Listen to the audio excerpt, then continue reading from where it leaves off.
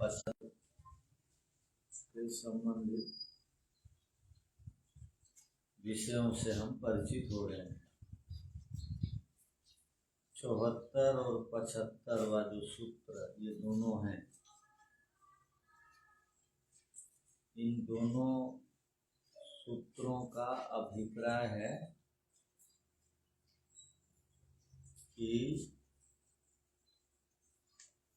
मुक्ति का अर्थ विशेष गुण की प्राप्ति नहीं है, अर्थात विशेष गुण की अभिव्यक्ति नहीं, प्रकट होना नहीं। मुक्ति का अर्थ विशेष आनंद आदि गुण की अभिव्यक्ति को नहीं कहते। ये 74वां सूत्र है। और 75वां सूत्र है विशेष गुण का हट जाने का नाम मुक्ति नहीं।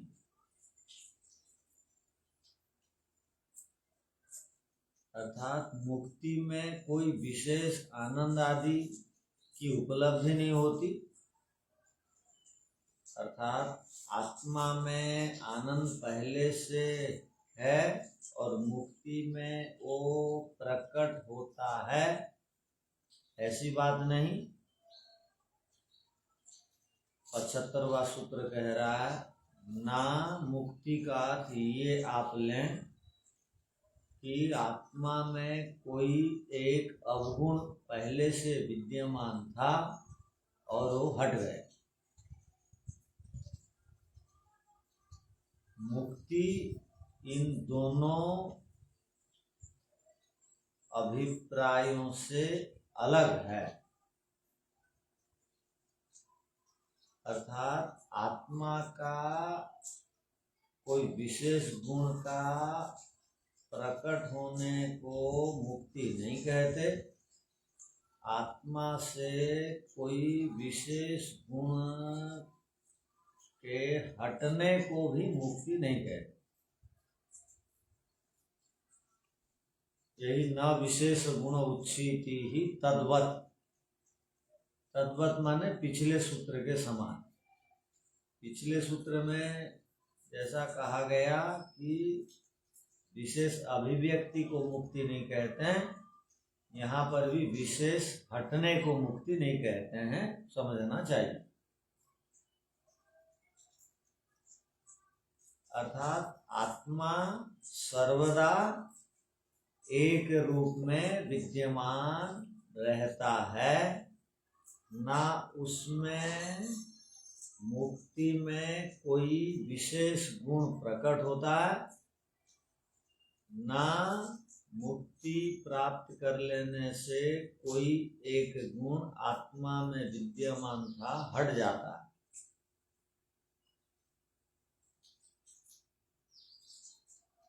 यही सूत्र का अभिप्राय है। तो कोई विशेष गुण उत्पन्न नहीं होता, ना ही कोई विशेष गुण वहां से अलग होता है। तो फिर मुक्ति का अर्थ क्या होगा?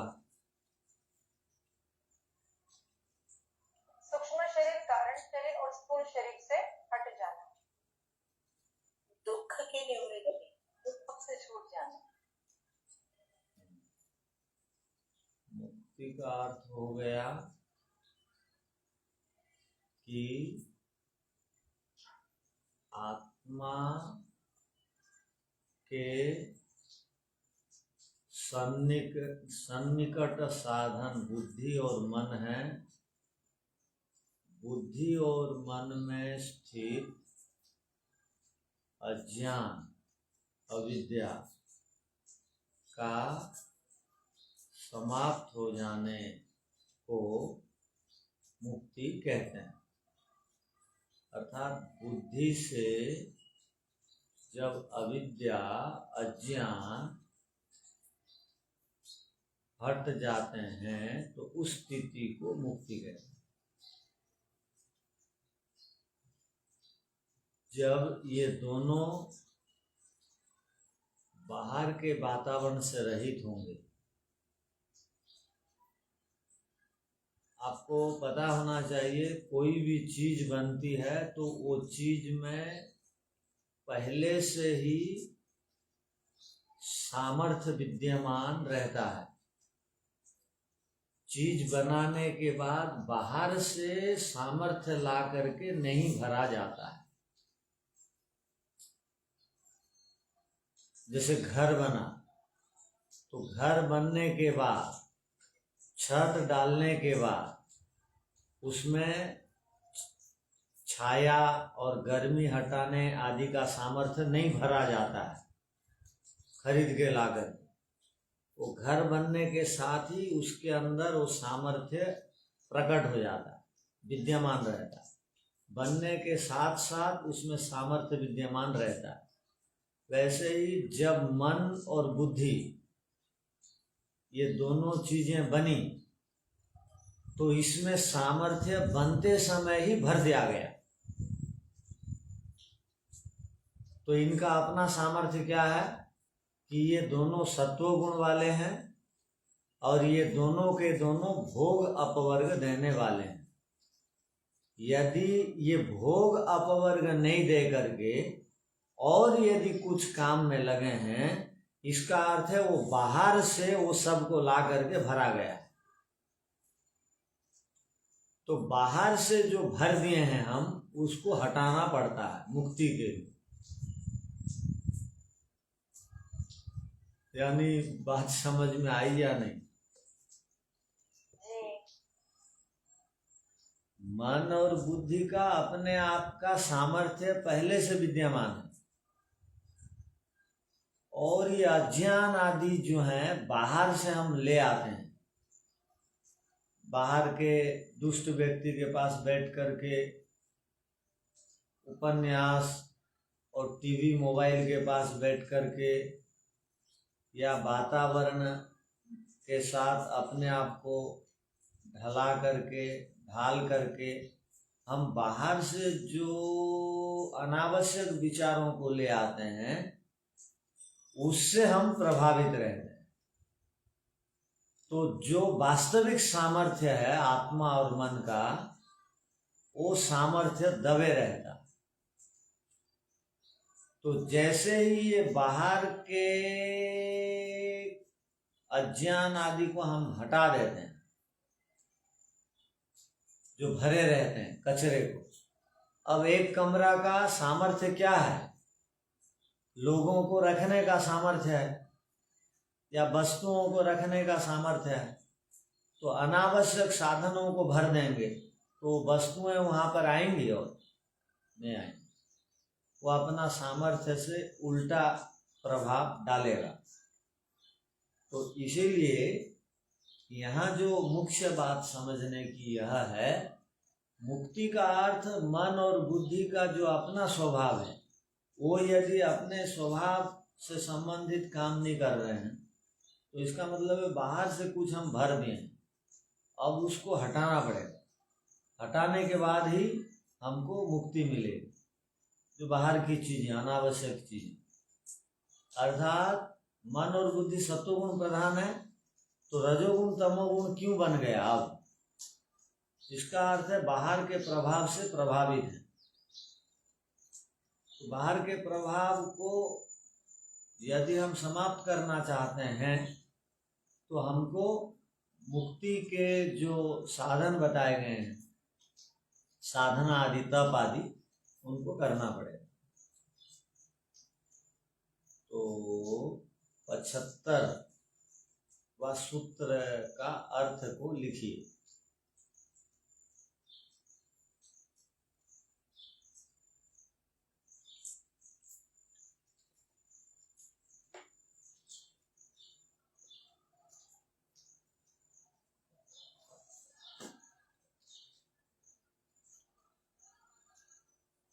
अब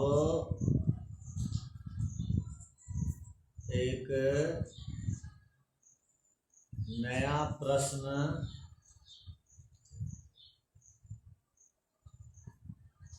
जिज्ञासु के द्वारा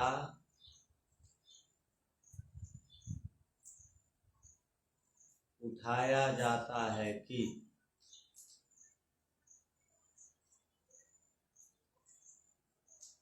कि मुक्ति का अर्थ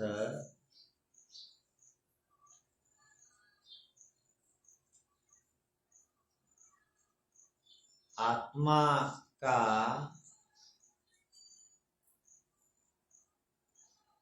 कोई एक विशेष की आत्मा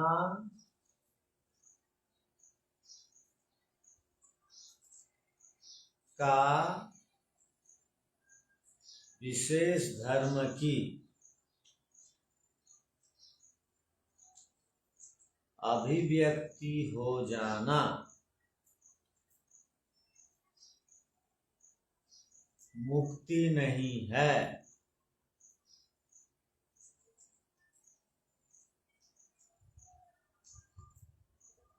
मुक्ति नहीं है। वैसे ही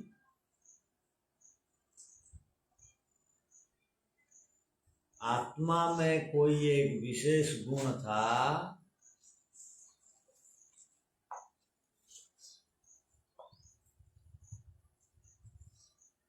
वह हट गया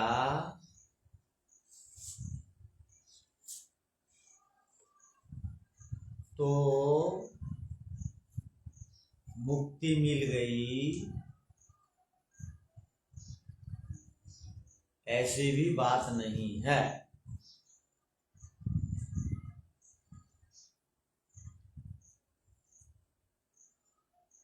अर्थात विशेष गुण अर्थात आत्मा के विशेष गुण का उच्छेद बराबर हटना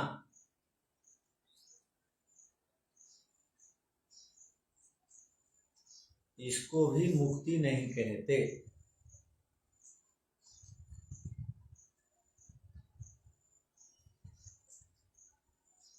हाँ, ऐसा तो कहा जा सकता है कि बुद्धि या मन में स्थित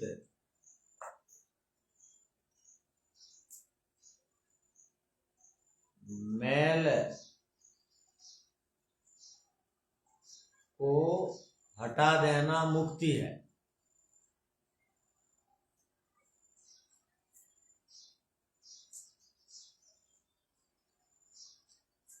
किंतु आत्मा के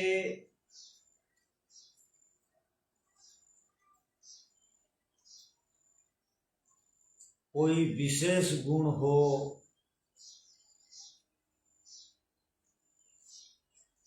और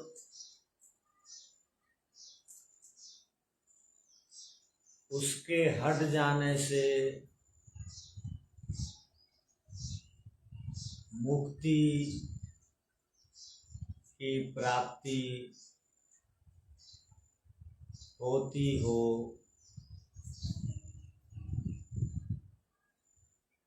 इस प्रकार का कथन नहीं किया जा सकता।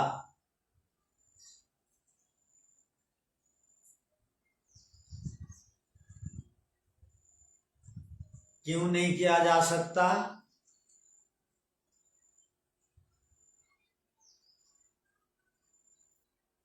पिछले सूत्र में बताए गए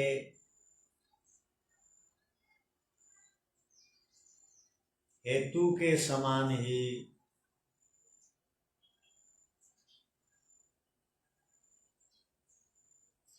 इस सूत्र को समझना चाहिए।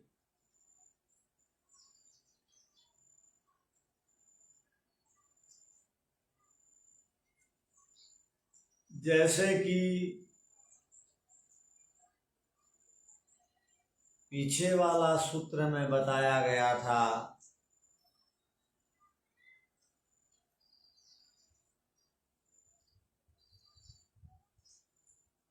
कि आत्मा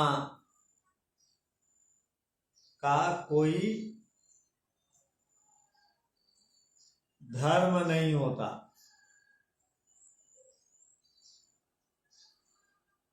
अर्थात आत्मा में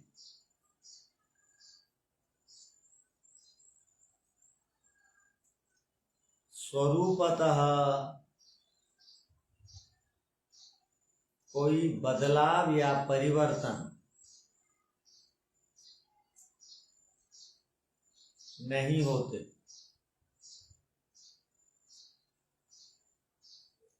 जिस प्रकार आत्मा का स्वरूप है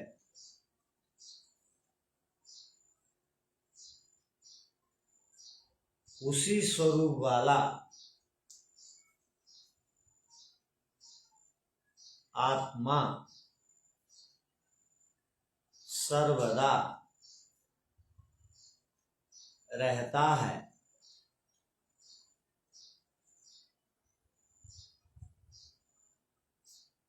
मुक्ति में ना कोई गुण उत्पन्न होता है,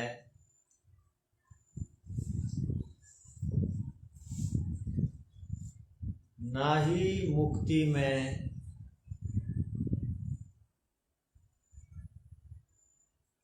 किसी आत्मा के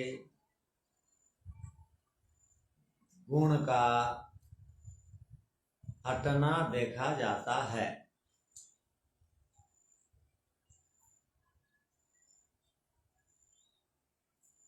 अर्थात किसी भी परिस्थिति में आत्मा में किसी चीज की प्राप्ति नहीं होती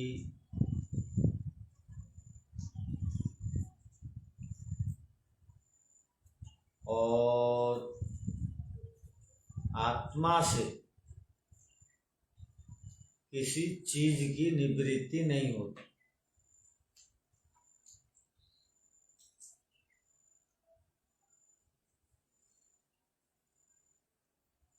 आत्मा जैसे है वैसा ही रहता है।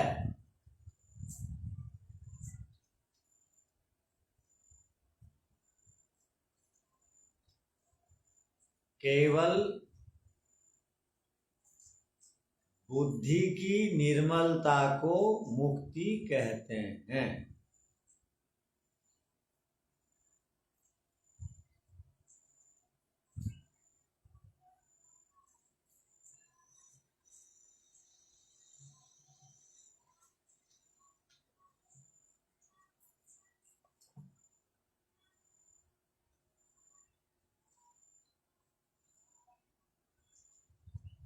अब आगे देखिए, अथ माने प्रारंभ करना, और एक इसी से संबंधित विषय को प्रारंभ किया जाता है।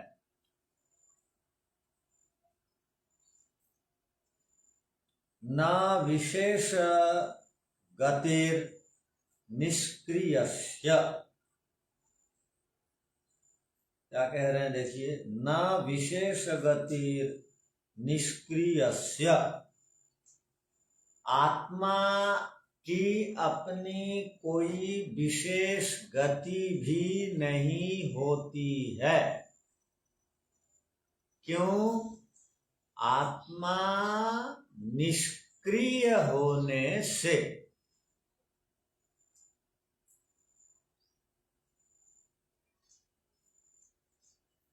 आत्मा चेतन होने से स्वरूपतः कर्ता होने से, चेतन होने से उसमें क्रियाएं होती हैं। चलाना आदि क्रिया है, आना जाना आदि क्रिया है। किंतु निष्क्रिय का अर्थ है आत्मा में स्वरूप से कोई बदलाव या परिवर्तन या घटना या बढ़ना या समाप्त होना, ये सब बातें देखने को नहीं मिलती हैं।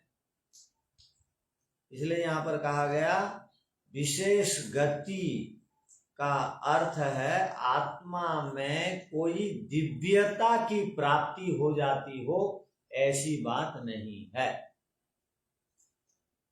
या कोई परिवर्तन होता हो, ऐसी बात नहीं है, या आत्मा में परिणमन होता हो, ऐसी बात नहीं है। परिणमन अर्थात परिवर्तन।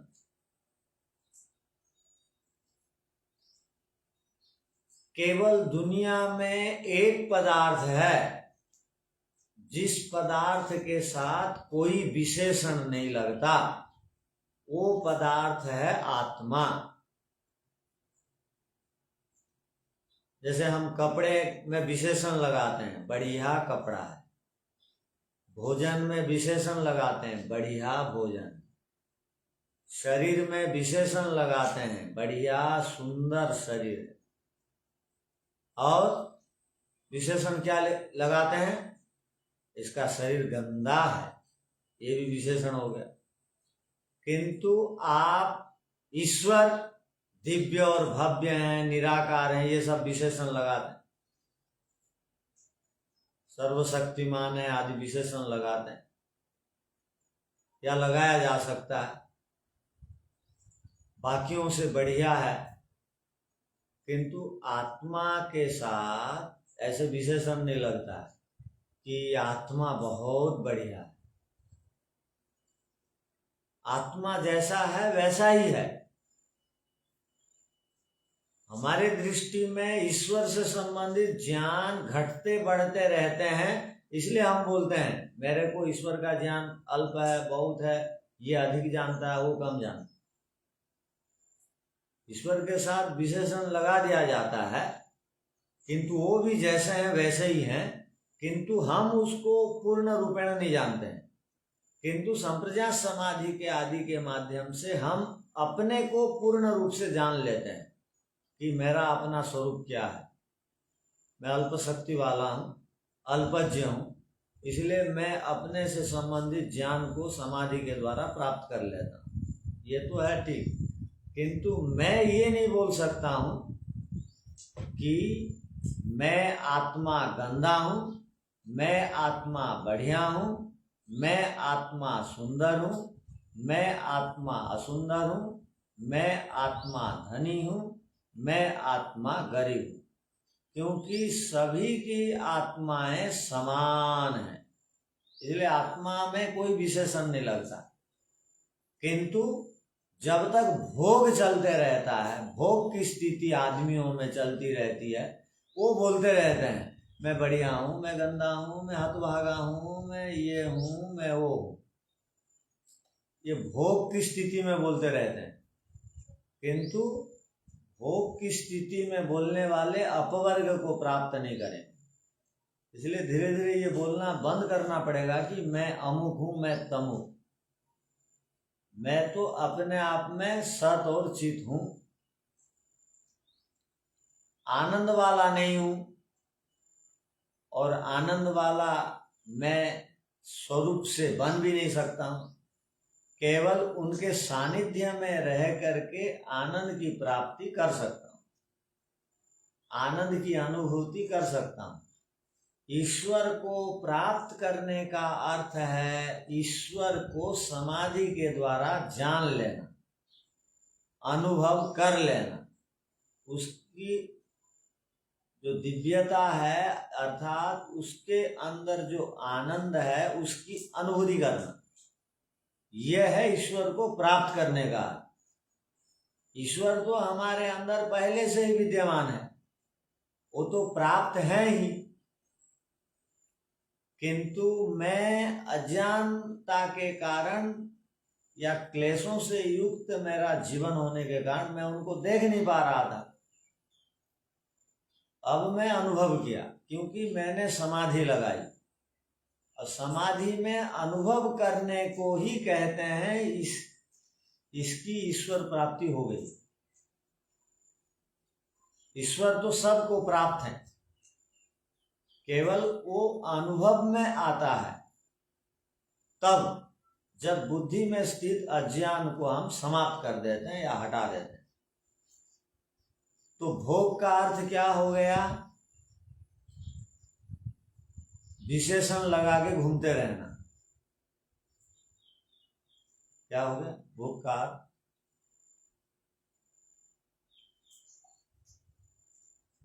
मैं अल्पज्ञ हूँ ऐसा। मैं तो अल्पज्ञ हूँ ही। मैं हतभागा हूँ। हाँ। गुण और गुणों को धारण करता हूँ। बाहर के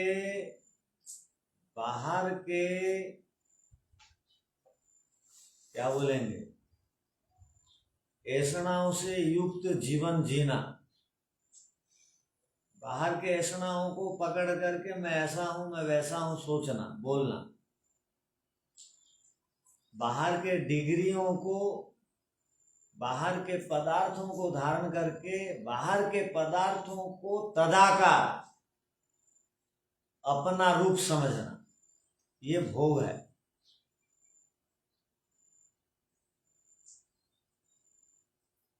तो इसको काटने की आवश्यकता है। तो सूत्र क्या कह रहा? न विशेष गतित निष्क्रियस्य। गति का अर्थ है यहां पर मैं बंधन में था और मरने के बाद स्वर्ग को प्राप्त हो गया, इसको भी विशेष गति कहेंगे। यहां बंधन में था, अब शरीर छूट गया तो एक विशेष स्थिति को मैंने पाया, इसको मुक्ति कहते हैं। यदि कोई बोलता है तो ऐसी बात नहीं, स्वर्ग को प्राप्त करने को मुक्ति नहीं कहते।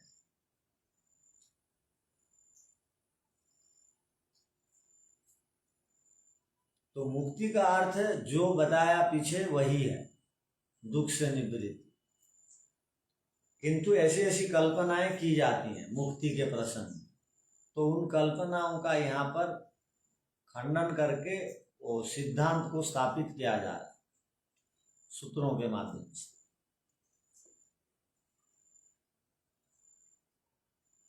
अब देखिए क्या कह रहे हैं भाष्यकार, विशेष गति ही न निष्क्रियस्य संसारात ऊर्ध्वम काचित विशिष्टा गतिर मुक्ति। संसार से हट जाना या संसार से पृथक हो जाना या संसार से ऊपर चढ़ जाना, अब विशेष गति को प्राप्त हो जाना।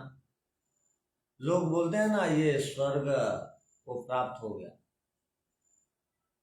भारत में ही केवल एक प्रचलन में एक बात आती है, कोई भी मरे,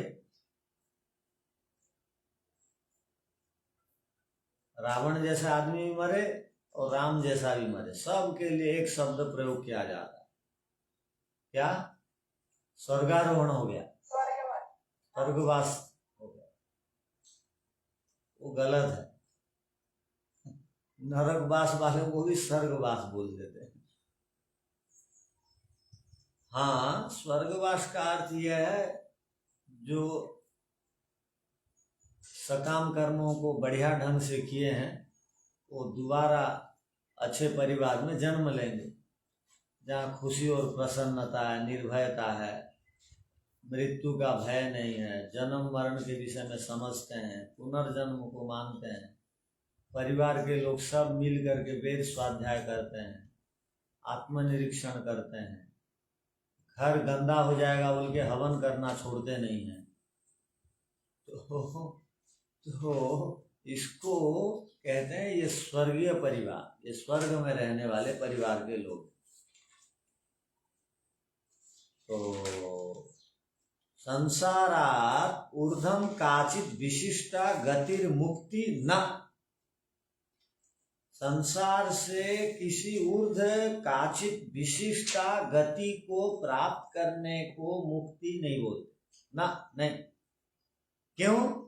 आत्मा निष्क्रियस्य आत्मनः, आत्मा निष्क्रिय होने से, विशेष गति को प्राप्त करके वो दिव्यता को नहीं प्राप्त करने वाला गुण वाला होने से, मुक्तिर्हि कैवल्यम आत्मनः, मुक्ति का अर्थ क्या? और एक परिभाषा यहाँ मिल गई। मुक्ति का अर्थ है, जैसे पीछे हमने पढ़ा था, मुक्ति का अर्थ है बुद्धि में स्थित अज्ञान को भगाना, हटा देना, मैल मुक्त हो जाना। यहाँ पर मुक्ति का अर्थ बताया गया केवल्य स्थिति को प्राप्त हो जाना। केवल माने अकेला, अकेला माने सूक्ष्म शरीर से भी रहित, स्थूल शरीर से भी रहित, कारण शरीर से भी रहित स्थिति को प्राप्त हो जाना। ये कब ये संभव है? जब संस्कार दग्ध बीज हो जाते हैं, तब व्यक्ति अकेला हो जाता है। अभी हम सपरिवार हैं, हम लोग क्या सोचते हैं? परिवार का अर्थ समझते हैं अपने बेटा बेटी बंधु बांधव, किंतु सपरिवार का अर्थ होता है कि मैं जब तक मन, इंद्रिय, बुद्धि, सूक्ष्म शरीर आदि के साथ जुड़ा रहता हूं, तब तक मैं सपरिवार वाला हूं। जब मैं इनको क्या कर देता हूं, इनको नाराज नहीं करता, परिवार के लोग एक दूसरे को सर्वदा नाराज करते हैं, इनको दग्धबीज नहीं, बुद्धिमत्ता से इनको मैं बोलता हूं कि आप में जो सामर्थ्य ईश्वर ने दिया है हमको देने के लिए, वो सामर्थ्य को मेरे अंदर प्रकट कर दी। अब वो भोग अपवर्ग को, सामर्थ्य को प्रकट कर दी। ये आकर के, ये परिवार के धोखा नहीं देने वाले सदस्य हैं, ध्यान रखना। ये लोग धोखा दे देते हैं, कब क्या बोलते हैं, इनका कोई ठिकाना नहीं, ये सशरीर वाले परिवार। किंतु ये परिवार के लोग धोखा नहीं देते हैं। मन कभी धोखा नहीं देता है, बुद्धि कभी धोखा नहीं देती है। किसको? जो वेद के अनुसार चलता है, ईश्वर के आज्ञा के अनुसार भोगों को भोगता है, उसको कभी ये धोखा नहीं देते। वो अपना रूप को प्रकट करके बता देते हैं, और जब प्रकट करके दे देते हैं, बोलते हैं कि मेरा काम हो गया जी, श्रीमान जी नमस्ते, हम जा रहे हैं।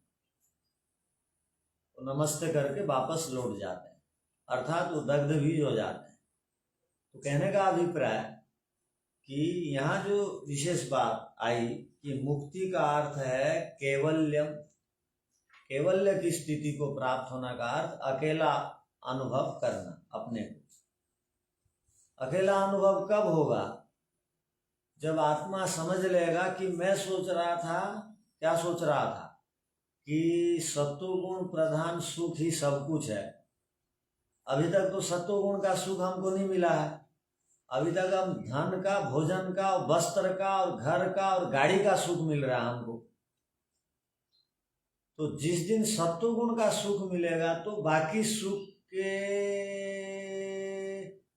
जो इच्छाएं हैं वो सारी समाप्त हो जाएंगी। सत्वगुण के सुख के आगे बाकी सुख सब खत्म। जब सत्वगुण का सुख मिलता है तो आत्मा अपना स्वरूप से परिचित हो जाता है, बोलता है अच्छा ये भी एक सुख था क्या? ये तो प्रकृति का एक गुण का सुख है, इसका मतलब है ईश्वर का सुख और कितना बड़ा होगा। बोलता है सत्वगुण का सुख को भी तिलांजलि देता है, छोड़ देता है, उसके साथ भी नमस्ते कर देता है। तो ये बहुत बड़ी स्थिति है, इसी को कैवल्य कहते हैं, इसी का नाम मुक्ति है। गतिश्च लिंग शरीरादि कम अपेक्षा भवति। गति जो है, आत्मा की गति शरीर में होती है। आधार क्या है? लिंग शरीर, सूक्ष्म शरीर है। सूक्ष्म शरीर के कारण आत्मा गति करती है। सूक्ष्म शरीर नहीं रहने से गति नहीं है आत्मा। और हम यहाँ से वहाँ जाते हैं, ये सूक्ष्म शरीर का एक नाम है, क्या है? एक नाम आतिवाहिक शरीर, अर्थात ये एक यान है। सूक्ष्म शरीर गाड़ी का काम करता है। कब?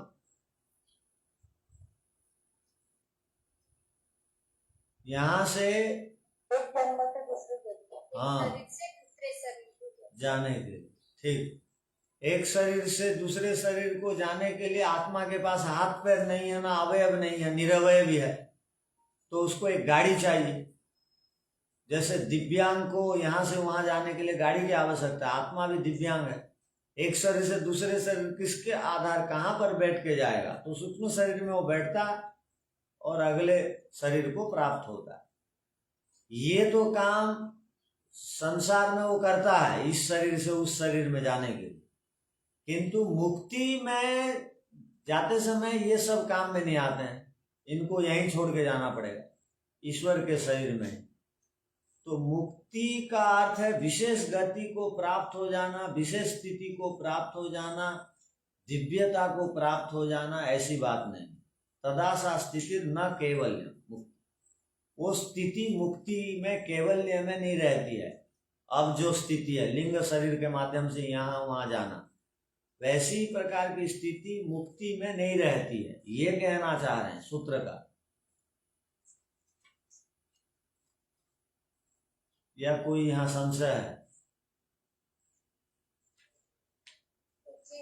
समझ नहीं पाई। नहीं,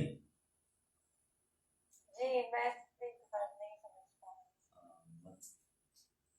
तो एक बार में समझ जाएंगे, जरूरी भी थोड़ी है। मुक्ति में ये शरीर तो नहीं रह जाता है ना, हाँ, हमारा पार्थिव शरीर। हम जो है अभी जो गति करते हैं, इस जन्म में भी जो गति करते हैं और एक नया जन्म को प्राप्त करने के लिए जो गति करते हैं भोग योनि वाले या कर्म योनि वाले, वो माध्यम बनता है सूक्ष्म शरीर। लिंग शरीर के माध्यम से आत्मा यहां से वहां जाता है, किंतु मुक्ति का अर्थ है लिंग शरीर के माध्यम से कोई विशेष स्थिति को प्राप्त कर लेना आत्मा का, ये भी नहीं। माने मुक्ति का अर्थ ऐसा कुछ है ही नहीं जैसे हम सोचते हैं। अब लोक में गति के द्वारा यहां से वहां जा रहे हैं, तो मुक्ति में भी गति पूर्वक यहां से वहां विशेष गति पूर्वक जाते हैं और विशेष उपलब्धियों को प्राप्त करते हैं, ऐसी बात नहीं। यहां से गति करते हैं एक यान से तो दूसरे एक भव्य महल को, होटल को प्राप्त करते हैं, तो वैसे ही सूक्ष्म शरीर के द्वारा आत्मा जाकर के कोई विशेष उपलब्धि को प्राप्त करती हो, ऐसी बात नहीं। क्योंकि आत्मा उस स्थिति में निष्क्रिय है, उसमें गति का अभाव है। अपने आप में लिंग शरीर के माध्यम से जो गति है उसका भी उसका अभाव है मुक्ति की स्थिति में। और आत्मा में ऐसा भी यहाँ अर्थ लिया जाएगा कि कोई विशेष परिवर्तन आदि नहीं होता है मुक्ति को प्राप्त कर लेने से, क्योंकि आत्मा निष्क्रिय है। माने दो प्रकार से सूत्र का अर्थ को समझना पड़ेगा। एक तो आत्मा अपने आप में निष्क्रिय होने से वो कोई परिवर्तन को प्राप्त नहीं होता है, विशेष स्थिति को प्राप्त नहीं होता है। विशेष गति माने विशेष स्थिति, गति माने क्या? प्राप्ति। विशेष प्राप्ति कुछ नहीं होती है। क्यों? आत्मा अपने आप में निष्क्रिय है। निष्क्रिय माने परिवर्तन से रहित है, ये एक अर्थ हो गया। दूसरा अर्थ, जिस प्रकार हम सूक्ष्म शरीर से यहाँ वहां जाते हैं, उपलब्धियों को प्राप्त करते हैं, एक शरीर से दूसरे शरीर को प्राप्त करते हैं, वैसे ही सूक्ष्म शरीर के माध्यम से आत्मा जा करके ईश्वर आदि को, कोई विशेष स्थिति आदि को प्राप्त करता हो, ऐसी भी बात नहीं।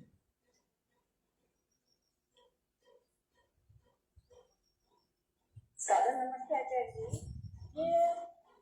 ये शरीर को क्रिया के पश्चात ईश्वर के द्वारा सूक्ष्म शरीर दिया जाता है, अपना तो है ही नहीं है।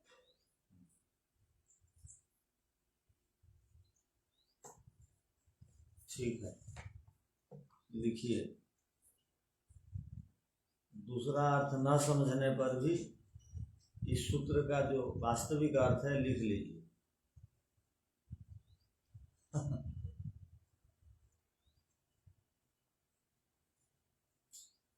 इसी मुक्ति के प्रसंग में और कुछ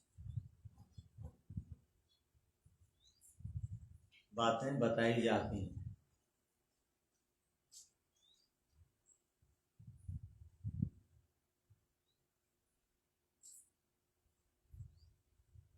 आत्मा की मुक्ति का अर्थ है, आत्मा की मुक्ति का अर्थ यह नहीं है कि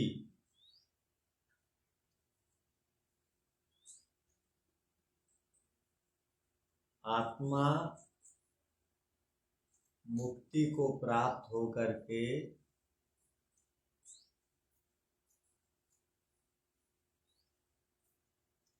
कोई विशेष गति अर्थात कोई विशेष दिव्यता आदि से युक्त हो जाता है या प्राप्त कर लेता है, ऐसी बात नहीं है।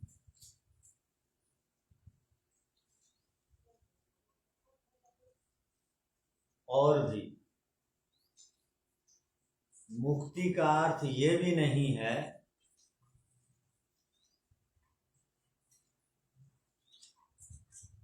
आत्मा में कोई परिणमन होता हो,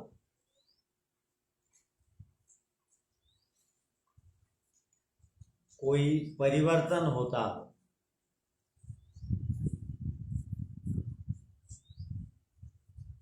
क्योंकि शास्त्र में आत्मा को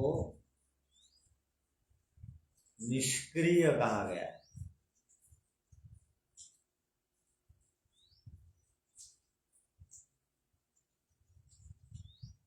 आत्मा की विशेष गति होती ही नहीं है।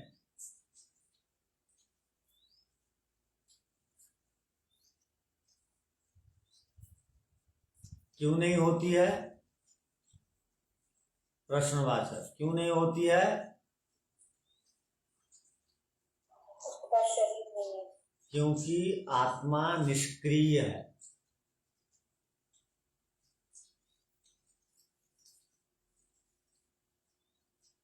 अर्थात आत्मा में कोई भी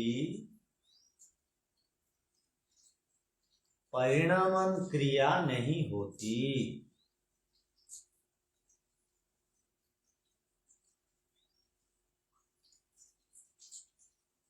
हाँ, सत्व रज तम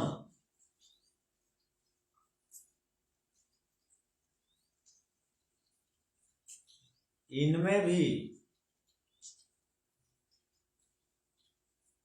जब ये मूल रूप में रहते हैं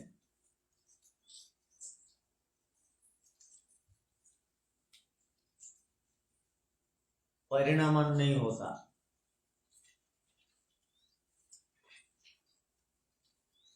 किंतु जब ये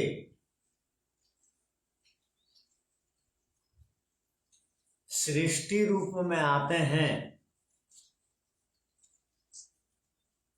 तो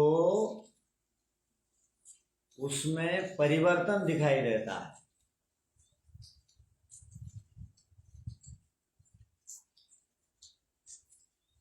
किंतु आत्मा स्वरूपतः निष्क्रिय है।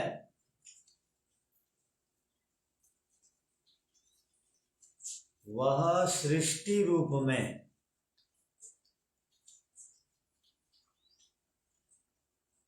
अर्थात शरीर आदि को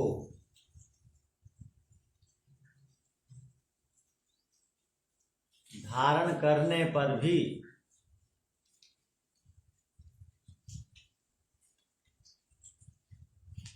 उसके मूल स्वभाव में कोई परिवर्तन नहीं होता।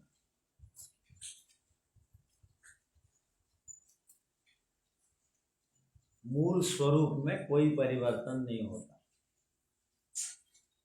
क्योंकि सूत्र में आत्मा को निष्क्रिय कहा गया है।